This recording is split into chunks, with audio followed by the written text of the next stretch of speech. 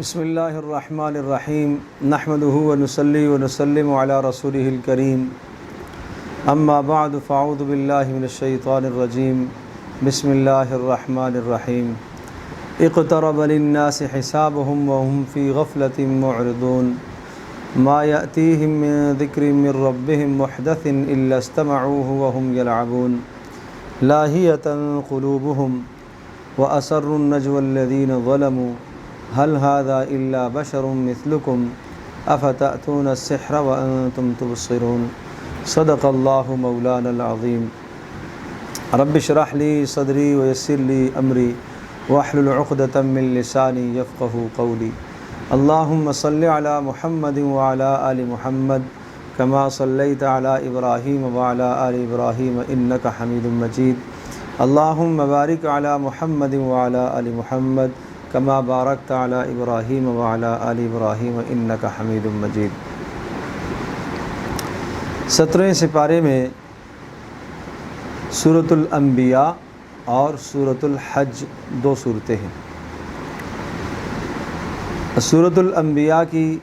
112 آیات اور 7 رکوع ہیں، اور اس سورہ مبارکہ میں 17 انبیاء علیہ السلام کے تذکرے ہیں، اور یہ سورہ مبارکہ 2 حصوں پر مشتمل ہے۔ پہلے حصے میں قیامت اور توحید پر دلائل دیے گئے ہیں، یعنی قیامت کے قائم ہونے پر اور اللہ کی وحدانیت اور توحید پر دلائل دیے گئے، اور دوسرے حصے میں حضرات انبیاء علیہ السلام کا مبارک کردار ذکر کیا گیا ہے کہ انبیاء علیہ السلام کو جب مشکل پیش آتی تو اس مشکل میں ان کا کیا کردار ہوتا تھا، مشکل میں کیسے اور کس کو پکارتے تھے۔ انبیاء علیہ السلام مشکل میں اللہ ہی کو پکارتے تھے، کس تضرع اور عاجزی اور انکساری کے ساتھ وہ اللہ کو پکارتے تھے۔ تو دوسرے حصے میں انبیاء علیہ السلام کا یہ کردار ہے۔ اقترب للناس حسابهم وهم فی غفلة معرضون، لوگوں کے لیے ان کا حساب کا وقت قریب ہو گیا، وقت آ چکا حساب کا، یعنی قیامت کا وقت آ چکا۔ اور اسی طرح سے جیسے ہی جس شخص کی موت واقع ہوتی ہے تو من مات فقد وقعت قیامتہ، جو مر گیا اس کی قیامت واقع ہو ہی گئی ہے گویا کہ، تو اس کے حساب و کتاب کا سلسلہ اور قبر کے اندر اس کے ساتھ راحت یا اس کے ساتھ عذاب کے سلسلوں کا شروع ہو جانا، یہ بھی ایک یقینی امر ہے۔ فرمایا ما یاتیہم من ذکر من ربہم محدث، جب بھی کوئی نئی بات یا نئی نصیحت نبی علیہ السلام لے کر آتے ہیں تو یہ لوگ بڑی توجہ سے اس نصیحت کو تو سنتے ہیں، لیکن وہ توجہ سے سننے کا مقصد کیا ہوتا ہے؟ کوئی اعتراض نکالنا، نبی کی بات کو ٹھکرانا، تکذیب کے لیے، جھٹلانے کے لیے راستے نکالنا۔ وہم یلعبون، اور وہ کھیل تماشا کرتے ہیں، اور ان کے دل غافل ہیں اور چپکے چپکے سے سرگوشیاں کرتے ہیں، اور یوں کہتے ہیں حل ھذا الا بشر مثلکم، یہ انسان آپ ہی کی طرح کا تو ہے، یہ رسول یہ ایک انسان ہے۔ افتاتون السحر وانتم تبصرون، کیا تم اس سحر کے پیچھے چلو گے، اس جادو کے پیچھے چلو گے؟ تو اس قسم کے اعتراضات رسول پاک صلی اللہ علیہ وسلم کی رسالت پر بھی کرتے، اور پھر فرمایا قال ربی یعلم القول فی السماء والارض وہو السمیع العلیم،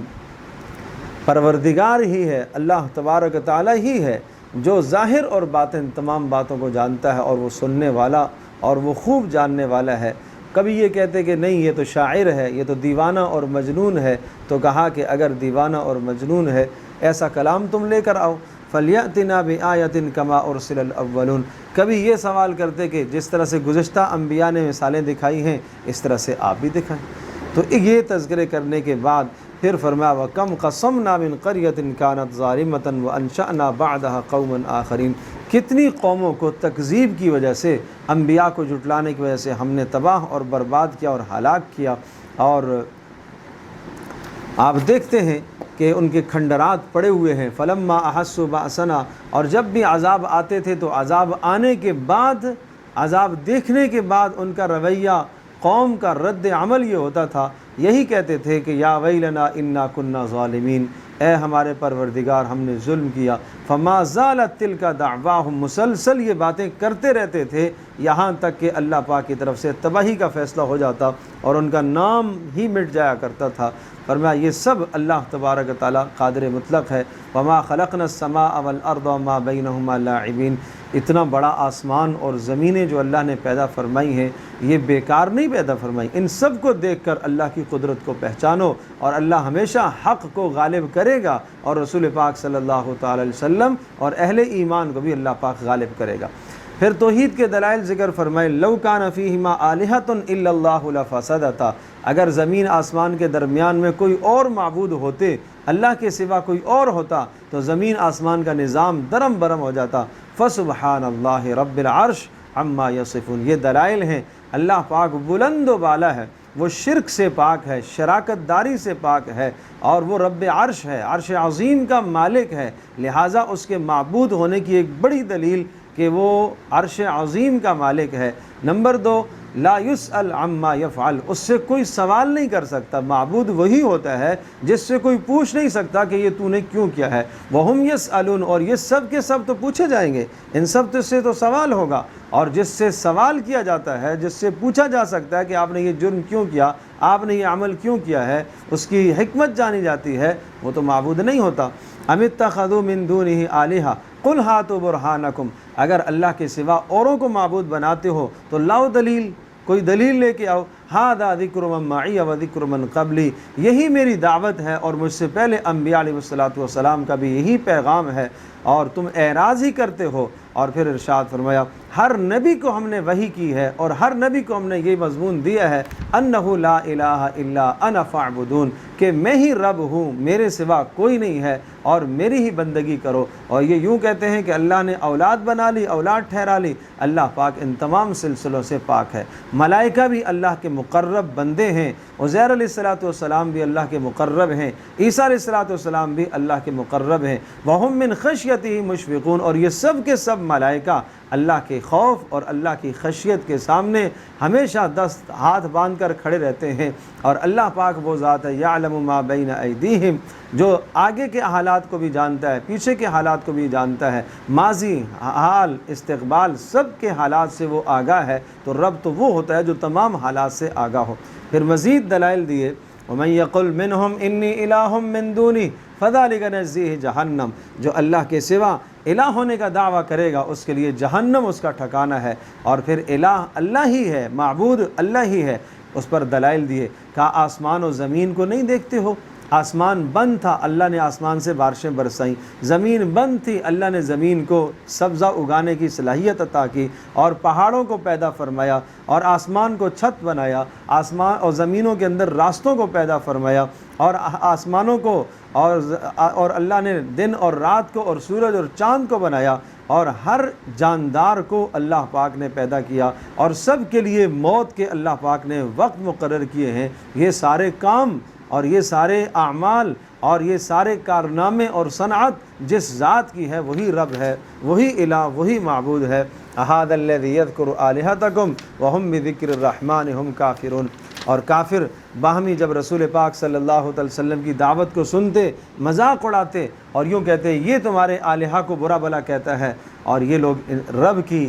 ربوبیت سے، رحمان کی ربوبیت سے انکار کرنے والے ہیں۔ پھر دلائل سمجھائے، قل من یکلؤکم باللیل والنہار من الرحمن، دن رات اللہ پاک کے عذابوں سے تمہیں کون بچا سکتا ہے؟ اگر اللہ پاک کوئی عذاب کا فیصلہ کر لے تو کیا جن کو تم پکارتے ہو اور جن کو تم معبود سمجھتے ہو، اعتماد تمہارا مال پر ہے، اقتدار پر ہے، خواہشات پر ہے، اپنے علم پر ہے، جس کو تم نے معبود بنایا ہوا ہے، کیا اللہ کے عذاب سے وہ تمہیں روک سکتا ہے؟ وَنَضَعُ الْمَوَازِينَ الْقِسْطَ لِيَوْمِ الْقِيَامَةِ، اور قیامت کے دن ہم ترازو کو قائم کریں گے۔ جن جن لوگوں نے اپنے پروردگار کو چھوڑ کر غیروں سے اپنا تعلق قائم کیا اور غیروں کو معبود کا درجہ دیا، ان سب کے لیے حساب کا دن آنے والا ہے۔ پھر اس کے بعد اب دوسرا حصہ ہے جس میں حضرات انبیاء علیہ السلام کا کردار ہے۔ وَلَقَدْ آتَيْنَا مُوسَىٰ وَهَارُونَ الْفُرْقَانَ وَضِيَاءً وَذِكْرًا لِّلْمُتَّقِينَ، موسیٰ اور ہارون کو بھی ہم نے حق اور باطل کے درمیان میں فرق کرنے والے معجزے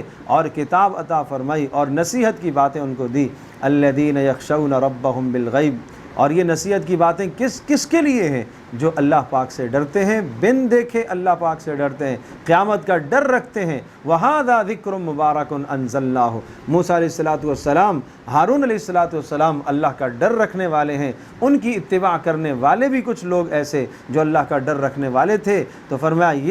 یہ قرآن مجید بابرکت کلام اللہ نے اتارا ہے تاکہ اس سے تم نصیحت حاصل کرو۔ ابراہیم علیہ السلام کا تذکرہ کیا، کس طرح سے انہوں نے اس ماحول کے اندر اللہ کی توحید اور وحدانیت کی بات کی ہے کہ جب سارا کا سارا ماحول کفر والا ہے، شرک والا ماحول ہے، جس گھر کے اندر آنکھ کھولی ہے اس گھر کے اندر بھی شرک ہے، باپ بھی مشرک اور کفر پر ہے، اور باپ کو بھی بہت بہترین اور احسن انداز سے سمجھایا، ما هذه التماثيل التي انتم لها عاکفون، یہ کیا تم نے مورتیاں بنائی رکھی ہیں اور ان مورتیوں کے تم پیچھے پڑے ہوئے ہو اور ان کو تم پوجتے ہو۔ تو کہنے لگے ہم نے اپنے آباء و اجداد کو ایسے پایا ہے، اس لیے ہم اسی طرح سے کرتے ہیں۔ ابراہیم علیہ السلام نے اللہ کی توحید کے دلائل دیے، کہا بَرَّبُّكُمْ رَبُّ السَّمَاوَاتِ وَالْأَرْضِ الَّذِي فَطَرَهُنَّ، یہ تمہارا رب نہیں ہے، تمہارا معبود وہ رب ہے جس نے آسمانوں اور زمینوں کو پیدا کیا ہے، اور میں اس بات پر گواہی دیتا ہوں اور اللہ کی قسم ان تمہارے بتوں کو میں توڑوں گا۔ چنانچہ ایک دن سب کے سب جب میلے میں گئے اور پیچھے ان کا عبادت خانہ خالی تھا، ابراہیم علیہ السلام داخل ہوئے اور ابراہیم علیہ السلام نے ان کے بتوں کو توڑ دیا اور سب کو کاٹ کر رکھ دیا، اور جب واپس آئے تو ابراہیم علیہ السلام کے بعد سے کہنے لگے اَأَنْتَ فَعَلْتَ هَذَا بِآلِهَتِنَا، آپ نے یہ کیا ہے، آپ نے یہ ہمارے معبودوں کے ساتھ کیا ہے؟ ابراہیم علیہ السلام نے فرمایا جاؤ ان سے پوچھو اگر بولتے ہیں تو۔ یہی مقصد تھا ابراہیم علیہ السلام کا کہ وہ ان کی طرف رجوع کرے، لیکن وہ کہنے لگے اے ابراہیم تو جانتا ہے یہ تو نہیں بولتے، لَقَدْ عَلِمْتَ مَا هَؤُلَاءِ يَنْطِقُونَ، یہ تو نہیں بولتے۔ تو ابراہیم علیہ السلام نے فرمایا جب نہیں بولتے اَفَتَعْبُدُونَ مِن دُونِ اللَّهِ مَا لَا يَنْفَعُكُمْ شَيْئًا وَلَا يَضُرُّكُمْ، نہ تمہارے نفع کے مالک، نہ تمہارے نقصان کے مالک، نہ اپنی ذات سے کوئی نقصان دور کر سکتے ہیں، نہ اپنی جان بچا سکتے ہیں، تو تمہاری کیا جان بچائیں گے؟ کیوں اللہ کو چھوڑ کر تم ایسے کرتے ہو؟ بہرحال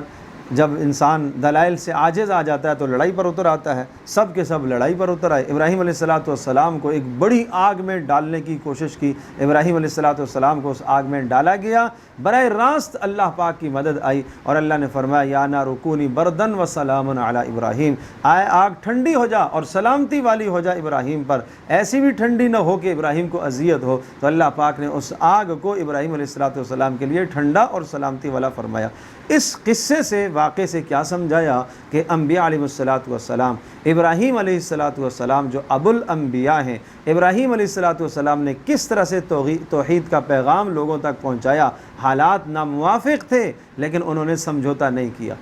ضروریات دین میں کبھی بھی سمجھوتا نہیں کیا جاتا، اور ایسے بھی حالات آگے کہ جان خطرے میں پڑ گئی لیکن پھر بھی ابراہیم علیہ السلام نے اس پیغام کو لوگوں کے سامنے رکھا، اور جب یہ ایسا کیا تو پھر اللہ پاک کی طرف سے براہ راست مدد آئی، اور براہ راست ایک مدد کی شکل یہ کہ وہ جو ساری کی ساری تباہی اور ہلاکت اور موت کے اسباب لوگوں نے بنائے تھے، اللہ پاک نے انہی اسباب کے اندر ابراہیم علیہ السلام کو زندہ رکھا، اور نہ صرف زندہ رکھا بلکہ سکون سے رکھا۔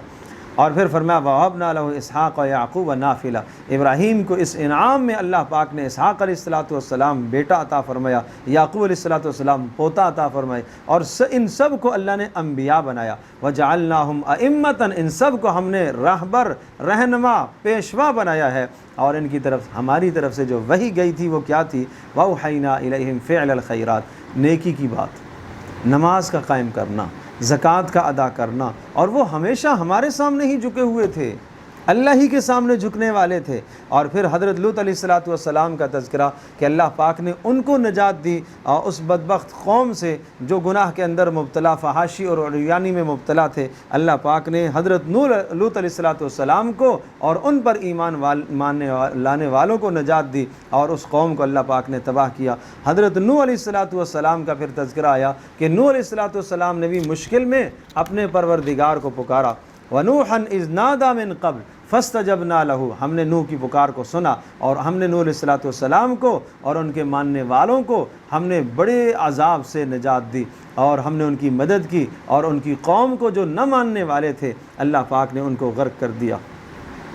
داؤد علیہ السلام کا تذکرہ آیا، سلیمان علیہ السلام کا تذکرہ کہ اللہ پاک نے ان کو کتنا اقتدار اور اختیار عطا فرمایا تھا اور کتنے بڑے بڑے معجزات عطا فرمائے تھے۔ حضرت داؤد علیہ السلام کے ہاتھ میں لوہے کا نرم ہونا، سلیمان علیہ السلام کے لیے اللہ نے ہواؤں کو مسخر کیا، لیکن فرمایا یہ سب کے سب اللہ کے حکموں کے پابند تھے، یہ ہمیشہ مشکل میں اللہ ہی کی طرف رجوع کرنے والے تھے۔ بار بار کہا وَكُنَّا بِكُلِّ شَيْءٍ عَالِمِينَ، ہم ان کی تمام زندگیوں کو جانتے ہیں۔ وَكُنَّا لَهُمْ حَافِظِينَ، اور شیاطین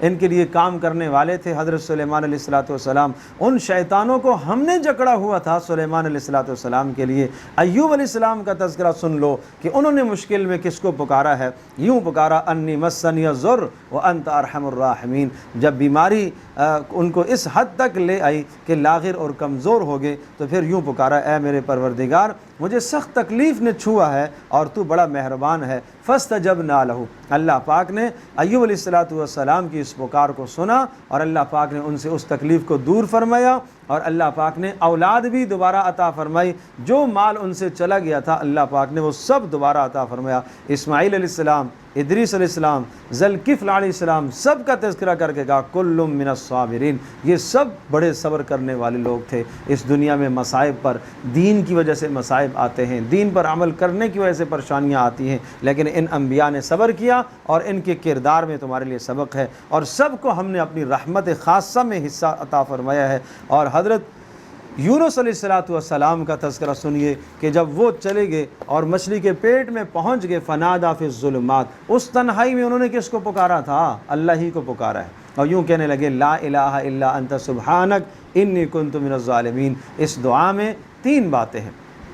پہلی بات اللہ پاک کے رب ہونے کا، اللہ کی الوہیت کا اقرار ہے، لا الہ الا انت، اے اللہ کوئی مشکل کشا نہیں، کوئی حاجت روا نہیں، کوئی میری بگڑی بنانے والا نہیں، مچھلی کے پیٹ میں پہنچ گیا ہوں، یہاں سے نجات دینے والا کوئی نہیں ہے سوائے تیرے، تو ہی میرا معبود ہے، میرا مسجود ہے، میرا مطلوب ہے، میرا مقصود تو ہی ہے۔ دوسری بات سبحانک، اے اللہ تو ہر عیب سے پاک ہے، تو ہر نقص سے پاک ہے، تو ہر کمزوری سے پاک ہے، کہ میں جو یہاں پہنچا ہوں مچھلی کے پیٹ میں تیرا قصور نہیں ہے۔ تیسری بات انی کنت من الظالمین، اپنے ظلم کا، اپنے قصور کا اعتراف۔ تو جب آیت کریمہ ان 3 باتوں کو مد نظر رکھتے ہوئے پڑھی جائے، اللہ پاک کی ربوبیت کا اقرار اور اللہ تبارک و تعالیٰ کی تسبیح اور تقدیس کو بیان کر کے، اور پھر اپنے جرم کا اقرار کر کے جب انسان اس آیت کریمہ کو پڑھتا ہے تو اس میں ضرور جان اور طاقت ہے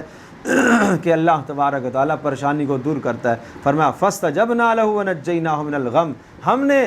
یونس کی پکار کو سنا اور اس کو ہم نے غم سے نجات دی، اور اسی طرح سے ہم ایمان والوں کو نجات دیتے رہیں گے۔ یہاں تک کہ آپ علیہ السلام سے پوچھا گیا کہ کیا یہ صرف اور صرف حضرت یونس علیہ السلام کے ساتھ خاص ہے؟ آپ نے فرمایا نہیں، آپ نے یہ نہیں پڑھا کذالک ننجی المؤمنین، اللہ پاک ایمان والوں کو اسی طرح سے نجات دیتا رہے گا۔ اللہ نے فرمایا ہم نجات دیتے رہیں گے انہی کلمات کے ذریعے سے، لیکن پڑھنے کے اندر جان ہو، دم ہو، خشوع خضوع ہو، اللہ کی طرف رجوع کر کے پڑھا جائے۔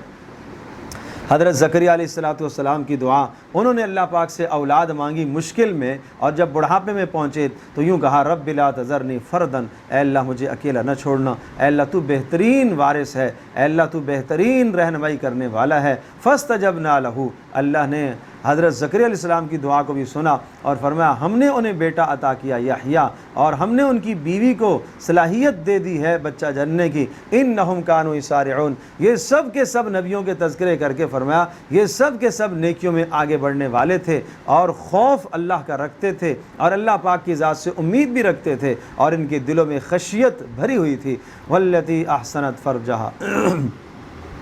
ایک اور قصہ، یہ تو سب آپ نے مردوں کے قصے سنے ہیں، ایک عورت کا قصہ بھی سن لو، اس نے اپنے رب کو، پروردگار کو کیسے راضی کیا اور اپنی عزت کا کیسے اس نے تحفظ کیا۔ حضرت یحییٰ، حضرت عیسیٰ علیہ السلام کی والدہ، عیسیٰ علیہ السلام کی والدہ کو اللہ تبارک و تعالیٰ نے ان کا تذکرہ یہاں پر فرمایا والتی احسنت فرجہا فنفخنا فیہا من روحنا وجعلناہا وابنہا آیۃ للعالمین، فرمایا ہم نے ان کو نشانی بنایا، اور ان کے بیٹے حضرت عیسیٰ علیہ السلام کو ہم نے لوگوں کے لیے نشانی بنایا، اور یہ سب کے سب ایک دین پر چلنے والے تھے، اور یہ سب کے سب اللہ کی بندگی کرنے والے تھے۔ اور اس کے بعد فمن یعمل من الصالحات، یہ ضابطہ سمجھایا کہ اللہ تبارک و تعالیٰ کسی بستی پر حجت تام ہونے سے پہلے عذاب نہیں لایا کرتا، اور پھر کچھ جنت اور جہنم کے احوال بیان فرمائے کہ جو اللہ کے برگزیدہ ہیں وہ جہنم کی گھبراہٹ سے دور ہوں گے، اور جو اللہ پاک کے برگزیدہ نہیں ہیں، جو نافرمانی کے اندر زندگی گزار رہے ہیں، ان کے لیے جہنم کے فیصلے ہیں۔ اور پھر سوال آیا کہ اے نبی، یہ عذاب جب مانگتے ہیں آپ سے، آپ کہہ دیجئے وما ارسلناک الا رحمۃ للعالمین، اللہ نے آپ کو جہان والوں کے لیے رحمت بنا کر بھیجا ہے۔ عذاب کا لانا میرے سپرد نہیں ہے، میرے ذمے نہیں ہے، میری طرف وہی آتی ہے کہ تمہارا پروردگار ایک ہے، اور میں سب سے پہلے اس بات کو مانتا ہوں، تم بھی اس کو مان لو۔ اور اگر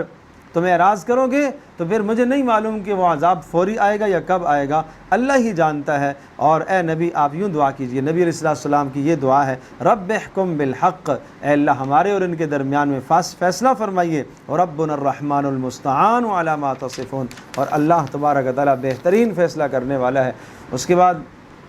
سورۃ الحج ہے۔ سورۃ الحج کے بھی دو حصے ہیں، پہلے حصے کے اندر دلائل قیامت ہیں، اور دوسرے حصے میں حج کے مناسک، اور پھر آخر میں جا کے دلائل ہی آ جاتے ہیں۔ یا ایھا الناس اتقوا ربکم، اے لوگو اس پروردگار کا خوف اختیار کرو، اس پروردگار کی نافرمانی سے بچو، ان زلزلۃ الساعۃ شیء عظیم، قیامت کا زلزلہ جھٹکا بہت بڑی چیز ہے۔ کیا اس میں دہشت کیا ہوگی؟ جس دن تذہل کل مرضعۃ عما ارضعت، ہر دودھ پلانے والی اپنے بچے کو بھول جائے گی، اور ہر حاملہ اپنا حمل گرا دے گی، اور آپ دیکھیں گے عمومی طور پر کہ لوگ نشے کی سی حالت میں مدہوش ہوں گے، حالانکہ نشہ نہیں ہوگا، یہ اللہ کے عذاب کی وجہ سے، اور وہاں کی شدت اور ہولناکی اور گھبراہٹ کو دیکھ کر یہ کیفیت ہو جائے گی۔ اور اللہ نے یہ فیصلہ کر رکھا ہے، من الناس من یجادل فی اللہ بغیر علم، بغیر کسی دلیل کے جو اللہ تبارک و تعالیٰ کی توحید میں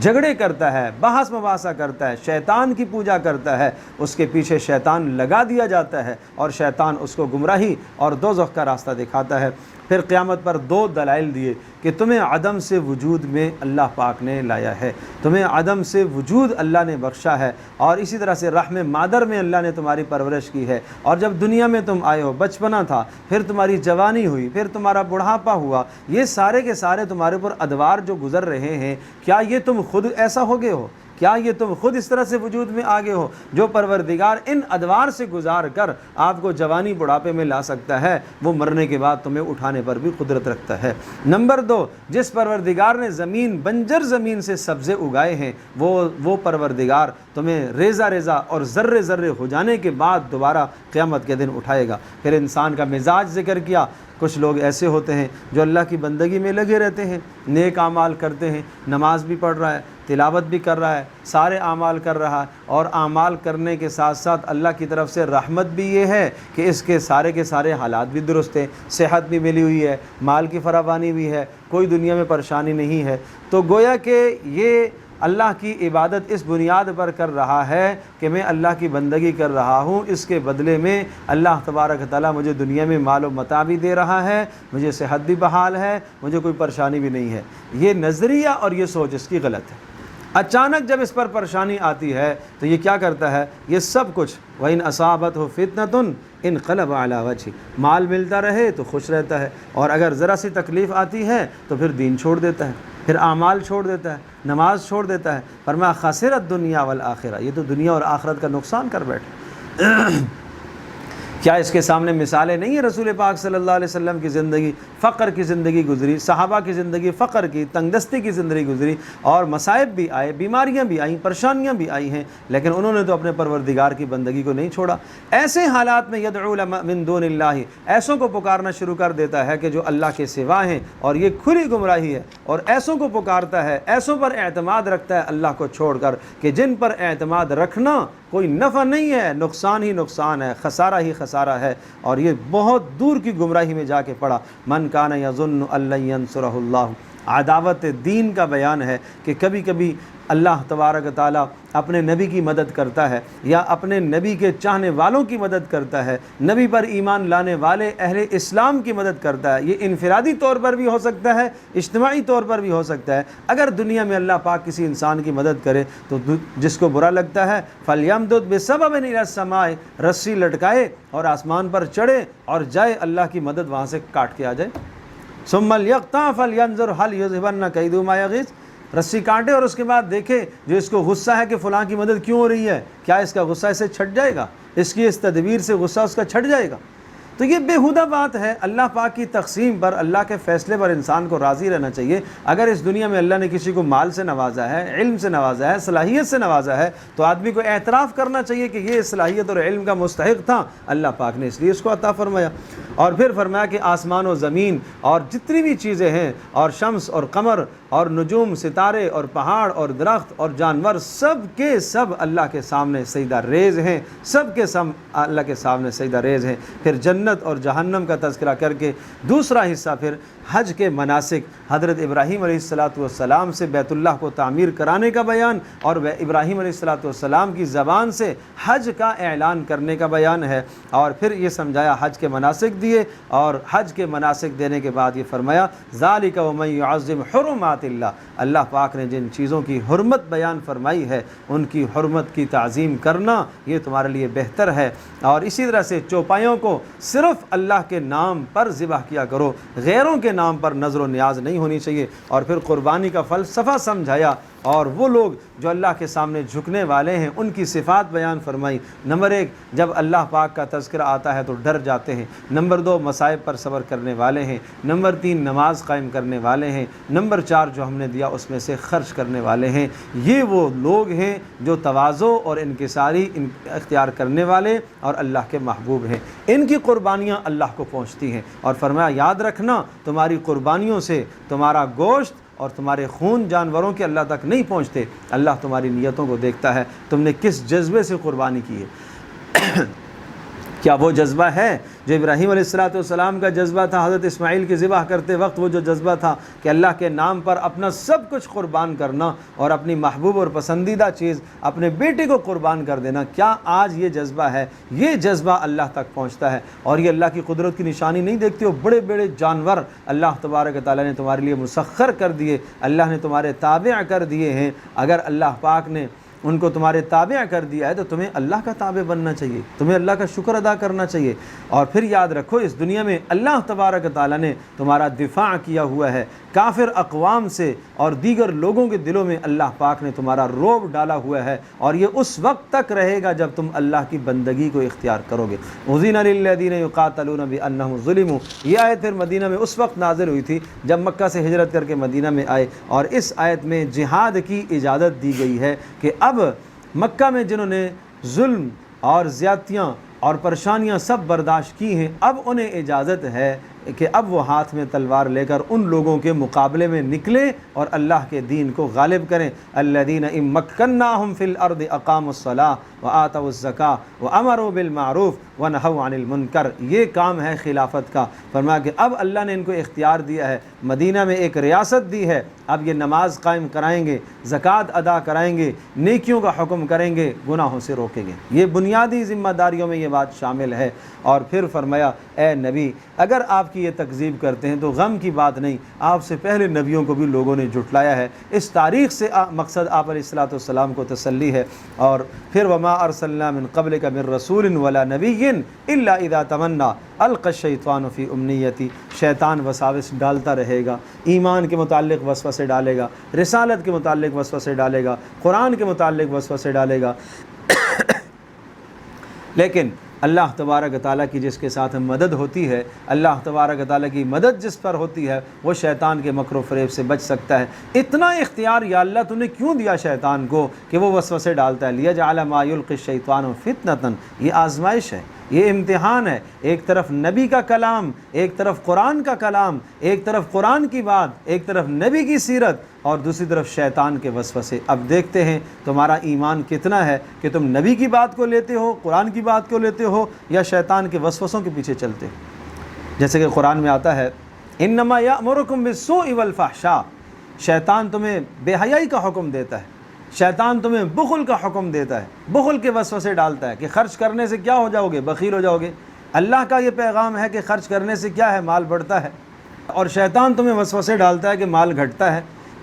تو اللہ کے پیغام کو مقدم رکھو، شیطان کے وسوسوں کے پیچھے مت چلو۔ اور پھر ہجرت کے فضائل کے جو اللہ کی رضا کے لیے ظاہر شیطان وسوسہ ڈالتا ہے کہ اگر تم نے اپنا یہاں سے گھر چھوڑا، اپنا کاروبار چھوڑا تو بعد دوسرے علاقے میں جاؤ گے، وہاں کیا بنے گا، شیطان ایسے وسوسے ڈالے گا۔ لیکن جو اللہ پر ایمان رکھتا ہے اللہ اس کی مدد کرتا ہے۔ اور پھر دلائل قدرت کے، اللہ پاک وہ ذات ہے جو آسمانوں اور زمینوں کا مالک ہے، اور جو دن کو رات میں اور رات کو دن میں ڈال دیتا ہے، مانا رات کو مختصر کر کے دن کو لمبا کرتا ہے، دن کو مختصر کر کے رات کو لمبا کرتا ہے۔ اور اسی طرح سے اللہ وہ ذات ہے جو آسمانوں سے پانی برساتا ہے اور بنجر زمین کو قابل کاشت بناتا ہے، اور آسمان و زمین کی ساری سلطنت اسی ہی کے لیے ہے۔ اللہ وہ ذات ہے جس نے سمندروں کو تمہارے تابع کیا، اور بڑے بڑے جہاز ان سمندروں کے اندر وہ سامان لے کے منتقل ہوتے ہیں، ایک ملک سے دوسرے ملک جاتے ہیں۔ یہ اللہ کا نظام ہے۔ وَيُمْسِكُ السَّمَاءَ، اللہ نے آسمان کو روکا ہوا ہے کہ تمہارے اوپر گرنے سے، اللہ نے اس کو تھاما ہوا ہے۔ اور وَهُوَ الَّذِي أَحْيَاكُمْ، اس نے تمہیں بھی پیدا کیا، موت بھی دے گا، قیامت میں اٹھائے گا۔ یہ سب دلائل، الم تعلم ان اللہ یعلم ما فی السماوات والارض، آسمان و زمین کا علم سارا کا سارا کس کے پاس ہے، اللہ کے پاس ہے۔ یہ سارے دلائل اللہ کی توحید اور وحدانیت پر دلائل ہیں۔ اس کے باوجود بھی وَإِذَا تُتْلَىٰ عَلَيْهِمْ آيَاتُنَا بَيِّنَاتٍ تَعْرِفُ فِي وُجُوهِ الَّذِينَ كَفَرُوا الْمُنكَرَ، اتنی ساری باتیں سننے کے باوجود بھی کافروں کے سامنے جب توحید کی بات کی جاتی ہے تو ان کے چہروں پر اجنبیت آنا شروع ہو جاتی ہے، اور ان کے چہروں پر انقباض آنا شروع ہو جاتا ہے، اور توحید کے نام سے، اللہ کی وحدانیت سے ان کو چڑ ہونے لگتی ہے، نبی کی رسالت سے انہیں چڑ ہونے لگتی ہے۔ آج بھی اگر کوئی آدمی توحید، اللہ کی وحدانیت، اللہ کا پیغام سن کر، نبی کی سیرت سن کر اگر اس کے دل میں اس قسم کے وسوسے آنے لگ جائیں، اس کے چہرے میں انقباض آنے لگ جائے، تو یقیناً اس کا حشر ایسوں کے ساتھ ہی ہے۔ یکادون یسطون بالذین یتلون علیہم آیاتنا، قریب ہے کہ حملہ کر دیں آپ کے اوپر۔ قل افانبئکم بشر من ذالکم، ان کو توحید کا تذکرہ برا لگتا ہے، ان کو نبی کی سیرت بری لگتی ہے، کہو آپ کہہ دیجئے کیا اس سے زیادہ خطرناک چیز آپ کو بتا دوں، النار، وہ دوزخ ہے۔ نبی کی مخالفت دوزخ، اور قرآن کی مخالفت دوزخ اور جہنم۔ وعدہ اللہ الذین کفروا، اللہ نے وعدہ کیا ہے کہ کافروں کو یہ پہنچے گی۔ وبئس المصیر، بڑا بدترین ٹھکانہ ہے۔ اور آخر میں پھر ایک مثال دے کر سمجھایا کہ اللہ کے سوا تمہارا جس پر اعتماد ہے، مال پر، بتوں پر، دولت پر، اقتدار پر، جس پر تمہارا اعتماد، انہوں نے کیا کیا ہے دنیا میں، لن یخلقوا ذبابا، ایک مچھر، ایک مکھی نہیں پیدا کر سکتے، سب جمع ہو کر بھی ایک مکھی نہیں بنا سکتے، اور اگر مکھی ان سے کوئی چیز چرا کر لے جائے تو وہ واپس چھڑا نہیں سکتے۔ اتنے کمزور تو ہیں، جو وہ کمزور ہیں وہ تمہاری کیا مدد کریں گے؟ ما قدر اللہ حق قدری، اللہ کی عظمت نہ کی جیسا کہ عظمت کا حق تھا، اللہ کو ایسا نہ پہچانا جیسا کہ پہچاننے کا حق تھا، اللہ کی معرفت ایسے نہیں حاصل کی جیسا کہ معرفت کا حق تھا، اللہ کی تعظیم ایسے نہیں کی جیسا کہ تعظیم کا حق تھا۔ یہ تو دوسروں کی تعظیم کرنے لگ گئے۔ اللہ پاک کو ہر آن ہر گھڑی اپنا مشکل کشا، حاجت روا سمجھنا چاہیے تھا۔ ان اللہ لقوی عزیز، اللہ تبارک تعالیٰ غلبے والا ہے، طاقت والا ہے، اور اللہ تبارک تعالیٰ ماضی حال کے تمام علموں کو جانتا ہے، تمام باتوں سے آگاہ ہے۔ لہٰذا ان سب باتوں کا خلاصہ یہ ہوا، ارکعوا واسجدوا واعبدوا ربکم، اللہ کے سامنے جھک جاؤ، اسی کی بندگی کرو، اور خیر اور نیک اعمال کیا کرو تاکہ تم کامیاب ہو جاؤ، اور اس دین کے لیے مشقتیں اور محنتیں برداشت کرو، اور نماز قائم کرتے رہو، زکوٰۃ ادا کرتے رہو، اور اللہ کے ساتھ چمٹ کر رہو۔ وہ تمہارا سب سے بہترین مولا، سب سے بہترین کام بنانے والا، سب سے بہترین معین اور مددگار ہے۔ اللہ پاک ہم سب کے لیے سمجھنا عمل کرنا آسان فرمائے۔